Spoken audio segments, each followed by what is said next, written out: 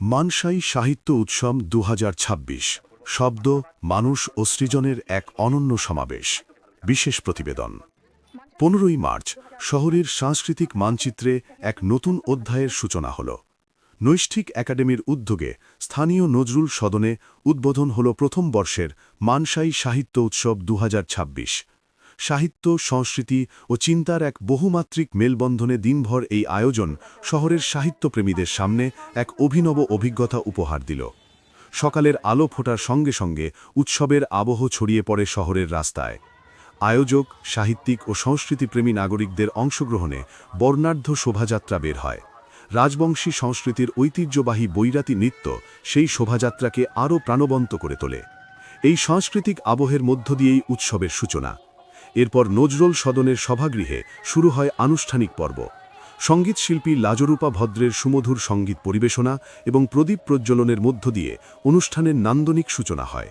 মানসাই সাহিত্য উৎসব কমিটির সভাপতি ড কালীপদ বর্মন স্বাগত ভাষণে অতিথি ও উপস্থিত সাহিত্যপ্রেমীদের বরণ করে নেন। পরবর্তীতে অতিথিদের স্মারক প্রদান ও বিশেষ সম্মানে ভূষিত করার মাধ্যমে অনুষ্ঠান এগিয়ে চলে। অনুষ্ঠানের প্রধান অতিথি প্রফেসর ড মহেন্দ্রনাথ রায় তার বক্তব্যে সাহিত্য পত্রিকা ও সাহিত্য উৎসবের প্রয়োজনীয়তা নিয়ে একটি তাৎপর্যপূর্ণ উপমা তুলে ধরেন। তিনি বলেন, জল যেমন সর্বত্র পাওয়া যায়, কিন্তু সব জল যেমন পানযোগ্য নয়, তেমনি সাহিত্য সৃষ্টিও সর্বত্র ঘটে, কিন্তু তার বিশুদ্ধতা যাচাই করার দায়িত্ব থাকে সম্পাদক ও সচেতন সাহিত্যিকদের। তিনি জল ও অণুর বৈজ্ঞানিক গঠনের উদাহরণ টেনে বলেন, যেমন অসংখ্য অণু মিলে একটি বোতল জল তৈরি হয়, তেমনি একটি সভাগৃহে উপস্থিত প্রতিটি মানুষ যেন একটি করে অণু। প্রত্যেকের মধ্যেই লুকিয়ে থাকে কোনো না কোনো সৃজনশীল সম্ভাবনা। সাহিত্য পত্রিকার সম্পাদকরা সেই সম্ভাবনাগুলিকে খুঁজে বের করে যথাযথভাবে প্রকাশের সুযোগ করে দেন। এই প্রক্রিয়াই সাহিত্য উৎসবের প্রকৃত তাৎপর্যকে সামনে আনে। এই উৎসবে বিভিন্ন ক্ষেত্রে অবদানের জন্য কয়েকজন বিশিষ্ট ব্যক্তিত্বকে বিশেষ সম্মানে ভূষিত করা হয়। তাদের মধ্যে ছিলেন প্রফেসর ড মহেন্দ্রনাথ রায়, স্বপ্না বর্মন, কবি সন্তোষ সিংহ, কথাসাহিত্যিক বিপুল দাস, সম্পাদক ও প্রাবন্ধিক রণজিৎ দেব, কবি ও গীতিকার জগদীশ আসোয়ার, চিত্রশিল্পী ও কবি শ্যামল জানা এবং কবি ও সম্পাদক অমর চক্রবর্তী। এছাড়াও কবি অনুভব সরকারকে প্রদান করা হয় নৈষ্ঠিক সম্মান ২০২৬। অনুষ্ঠানে প্রকাশিত হয় উৎসবের স্মরণিকাও। উৎসবের অন্যতম গুরুত্বপূর্ণ অংশ ছিল একক আলোচনা সভা। আলোচনার বিষয় ছিল ডিজিটাল সময়ে সাহিত্য, সংকট না সম্ভাবনা। এই আলোচনায় বক্তা হিসেবে উপস্থিত ছিলেন উত্তরবঙ্গ বিশ্ববিদ্যালয়ের বাংলা বিভাগের অধ্যাপক ড উর্বি মুখোপাধ্যায়। তার আলোচনায় উঠে আসে ডিজিটাল যুগে শব্দ ও ভাষার প্রকৃতির পরিবর্তনের প্রসঙ্গ। তিনি বলেন, সামাজিক মাধ্যমের বিস্তারে এমন অনেক শব্দ ও বক্তব্য এখন প্রকাশ্যে চলে আসছে যা একসময় ব্যক্তিগত আলাপচারিতা বা সীমিত সামাজিক পরিসরের মধ্যেই সীমাবদ্ধ থাকত। ফলে সাহিত্য ও ভাষার ব্যবহারে এক নতুন বাস্তবতা তৈরি হয়েছে, যেখানে সম্পাদক ও সংবেদনশীলতা আগের তুলনায় অনেক বেশি গুরুত্বপূর্ণ হয়ে উঠেছে। পরবর্তী পর্বে অনুষ্ঠিত হয় আলোচনা সভা।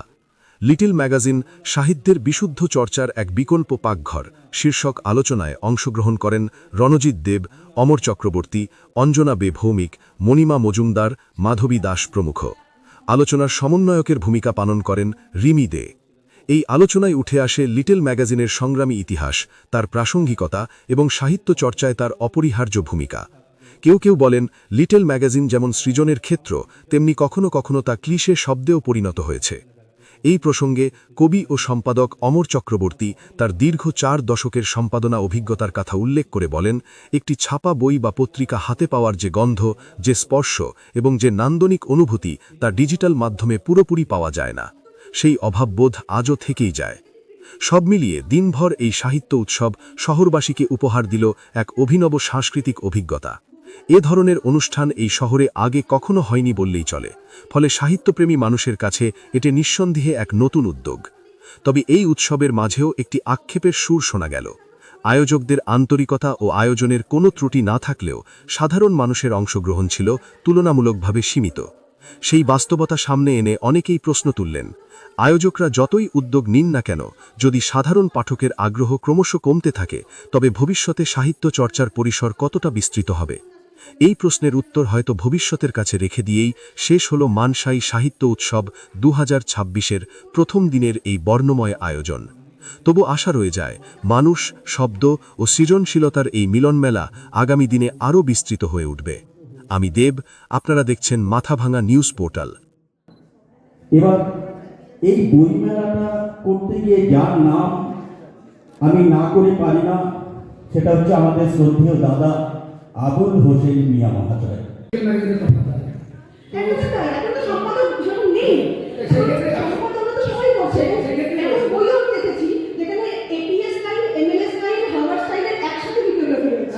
সেক্ষেত্রে আমি যে বলছি যে কাউকে ঠিক করিয়ে এই যে কাউকে নির্বাচনটা খুব কঠিন নির্বাচন।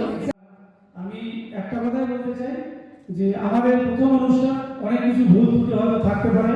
আপনারা আমাদের নার্সারি উৎসব কমিটির প্রত্যেকের সদস্য হয়ে আমাদের মার্জনা করবেন, এইটুকু বলে আমি আমার সংক্ষিপ্ত বক্তব্য এখানে শেষ করছি। সেখানে সায়েন্টিস্ট থাকবে, কেমিস্ট থাকবে। সেই উৎসবে এই একটা মানসাই সাহিত্য উৎসব, এটা যদি আমরা কারখানা ভাবি, তাহলে এই যে যারা আছেন, যারা সায়েন্টিস্ট, যারা আছে কবি সাহিত্যিক যারা আছেন, তারা হচ্ছে যে সায়েন্টিস্ট বা কেমিস্ট। তারা সেই ধরনের কবি সাহিত্যিক যেখানে বিভিন্ন জায়গায় ছড়িয়ে আছে, অকেজো হয়ে পড়ে আছে, তাদেরকে এই ধরনের উৎসবে এনে তাদেরকে জলের মতো ডিস্টিল করে উপযোগী করে তোলা। ফলে সেটা হচ্ছে অডিওর মাধ্যম, অডিও ভিজুয়াল মাধ্যমের অ্যাকসেপ্টেন্স কিন্তু সবচেয়ে বেশি। মানে আমরা এখন সানডে সাসপেন্স, মানে আমরা এই সানডে সাসপেন্স বা বিভিন্ন রোমাঞ্চকর গোয়েন্দার মাধ্যমে এমন জায়গায় গিয়ে পৌঁছেছি, সেই সব মানুষদের কাছে পৌঁছতে পেরেছে সোশ্যাল মিডিয়া, যারা কোনোদিন এই বইগুলো কিনে পড়ার কথা ভাবতেও পারত। এইটা কিন্তু একটা খুব গুরুত্বপূর্ণ পজিটিভ দিক, এটা আমাদের মনে রাখতে হবে।